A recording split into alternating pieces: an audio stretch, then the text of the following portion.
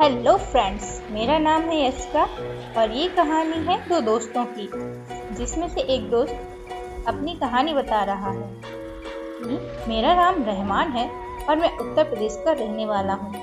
आज मैं आपको मेरे मित्र के साथ घटी एक सच्ची घटना पेश करने जा रहा हूँ। मेरे मित्र का नाम वसीम है और हम बचपन से ही अच्छे दोस्त हैं और हमारी हर एक बात एक दूसरे से शेयर करते थे। हम जब कॉलेज में आए थे तब उसकी सगाई हो गई थी। वो उसकी मंगेतर से, जिसका नाम रेशमा था, बहुत प्यार करता था। वो दोनों रात भर मोबाइल पर बात करते रहते हैं। एक दिन की बात है, उसने मुझे बताया कि वो उसकी मंगेतर से रात को बात कर रहा था।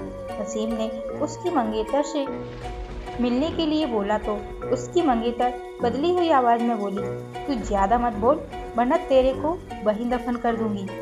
वसीम एक बार तो ये सुनकर चौंक गया और फिर सोचा वो शायद मजाक कर रही होगी। फिर वसीम भी उसको मजाक में बोला, क्या कर लेगी तू मेरा, देखते हैं। तो वो फिर बोली, आज रात देख तेरे साथ क्या होता है। यह कहकर उसने मोबाइल रख दिया।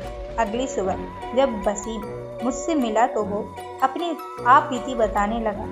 उसने मुझे रात को फोन वाली बात बताई और उस रात उसके साथ जो हुआ वो बताया। उसने बताया कि रात को 2-3 बजे के आसपास अचानक उसकी नींद खुली और उसके सामने एक सफेद लंबी दाढ़ी वाला आदमी बैठा था।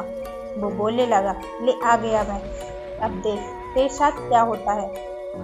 उसने वसीम के गले को पकड़ लिया और ऊपर उठा दिया, जिससे उसकी सांस रुक गई।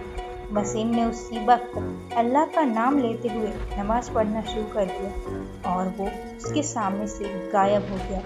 मुझे उसकी बात सुनकर बड़ा अचंभा हुआ कि ऐसे कैसे हो सकता है।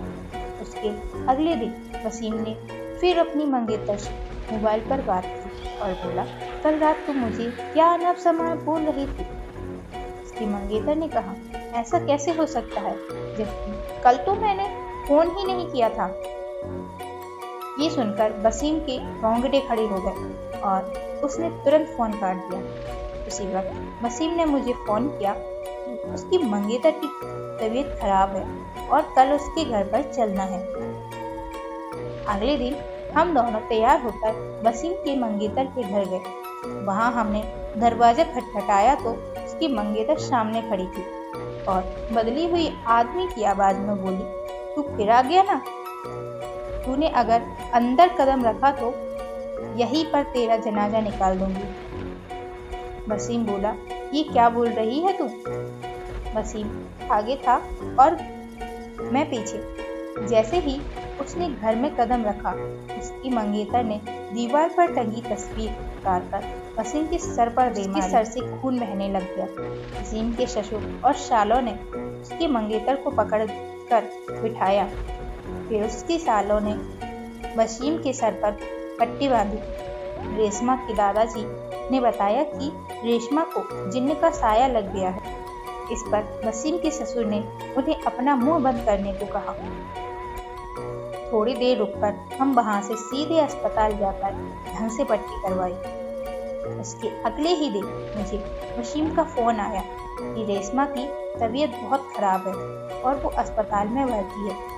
वसीम ने बाइक निकाली और हम दोनों जल्दी ही अस्पताल पहुंचे। वहां पर पहुंचते ही हमने डॉक्टर से हालत पूछी तो उसने बताया कि उसकी हालत बहुत नाजुक है, कोई असली बीमारी का पता नहीं चल पा रहा है और उसके घर वालों को डॉक्टर ने रेशमा को घर ले जाने को कहा।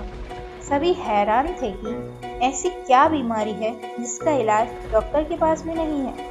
फिर उसके घर वाले रेशमा को घर ले गए। रेशमा ने वसीम को बुलवाया और कहा, अब मैं ज्यादा दिन जिंदा नहीं रह पाऊंगी और तुम किसी अच्छी लड़की से शादी कर लेना। ये सुनकर वसीम की आंखों से आंसू आ गए और बोलने लगा कि मैं तुम्हें मरने नहीं दूंगा।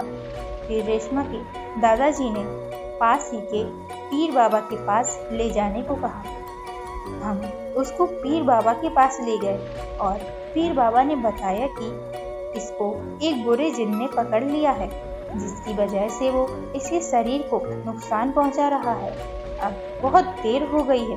पीर बाबा ने बताया कि इसका एक ही इलाज है। यहाँ से 80 किलोमीटर दूर एक दरगाह है, वहाँ इसका इलाज हो सकता है। और बाबा ने बताया कि इसके साथ वही इंसान जाएगा जिसे वो सबसे ज़्यादा चाहती है। वसीम ने कहा कि मैं चला जाऊंगा, मुझे बाइक भी चलानी आती है। रात के 3 बजे वसीम और रेशमा दोनों बाइक पर निकल पड़े, लेकिन आधे घंटे बाद किसी का फोन आया कि वसीम और रेशमा दोनों एक्सीडेंट में मारे गए। ये सुनकर मेरा रो रो कर बुरा हाल हो गया। मेरा सबसे करीबी दोस्त अब इस दुनिया में नहीं रहा। तो दोस्तों, ये थी हमारी आज की कहानी। आपको ये कहानी कैसी लगी हमें कमेंट करके जरूर बताइएगा। मिलते हैं ऐसी एक नई वीडियो में।